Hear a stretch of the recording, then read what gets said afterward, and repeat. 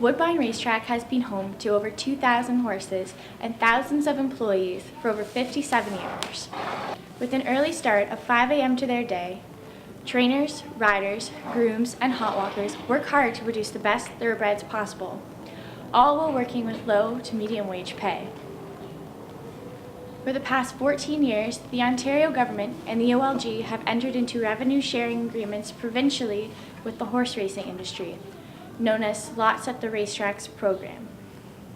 This agreement would provide the Ontario government with 75% of the profit obtained from the slot machines, and the other 25% would be distributed amongst municipalities, track owners, and horse owners.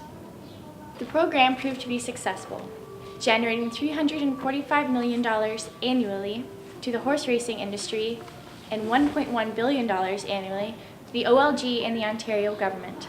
It wasn't until March of 2012 that the Ontario government unexpectedly announced that they would be canceling the Slots at Racetracks program. A lot of employees at the racetrack come from a generation of racetrackers. It's all they know. So, what does this mean for them and the horses that will no longer be needed?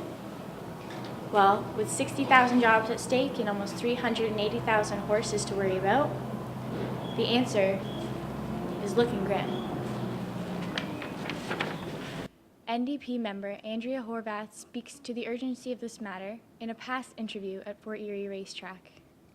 Particularly here at Fort Erie, this whole track is about family. It's about, it's about horse people, but it's about the extended family of the people that come to bet on the races, the people that come to have social time here, and the larger community and the impact that the industry has on Fort Erie as a whole. Well, I mean, we're the ones that have been very, very vocal in trying to push the government to reverse its initial decision to kill the Slots at Racetracks program. This isn't just a matter of shrinking an industry to fit the vision of the Ontario Lottery and Gaming Corporation or the current people that put pressure on Ms. Wynne and the Liberal government.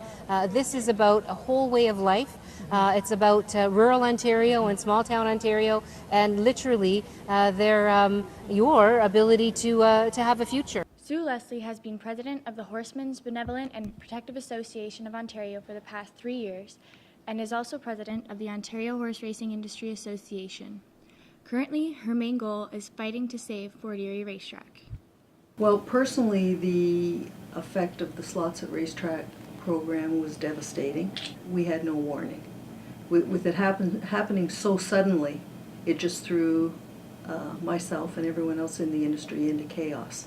How do you feel about the new horse racing industry transition plan? The new industry transition plan is a good start, but it's still lacking in real long-term longevity. We have a 5-year agreement. We went from being at the best possible place we could be in Ontario. We were envy of the world. We had top-class racing. We went from there down to zero, where it absolutely looked like there would be no racing in Ontario. Now we're somewhere in the middle. Do you think the $400 million over 5 years will be enough money? I think it's a good first step. I don't think it's enough money long term. I mean, we've lost thousands of owners and employees in our industry today. It's not just the direct jobs in the industry, it's all the ancillary jobs, blacksmiths, veterinarians, fencing companies, truck companies, trailer companies, building companies that build barns and fences, etc., etc. How would you like to see the OLG market live horse racing? Certainly if we were able to have some type of a lottery ticket that could be distributed through all of their outlets across Ontario, that both the OLG and horse racing could share in, I think that would be a tremendous start. In your opinion, where do you see the future of Fort Erie Racetrack? There just isn't enough people that come in to bet on horse racing. The border is pretty much closed down now.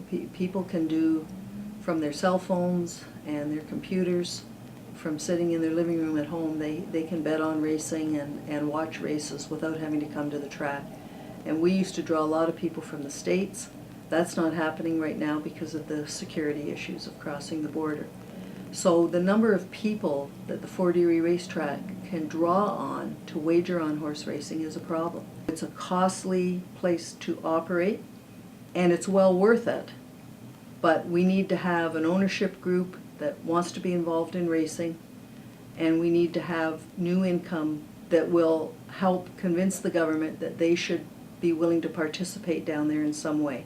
So again, I think integration, what that's going to be and how much money that ends up contributing to horse racing will be the biggest factor in whether Fort Erie is able to continue.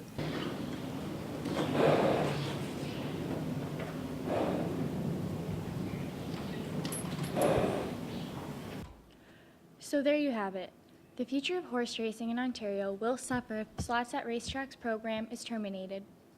It will be a domino effect of jobs that will crumble because of this, starting right here at the racetracks.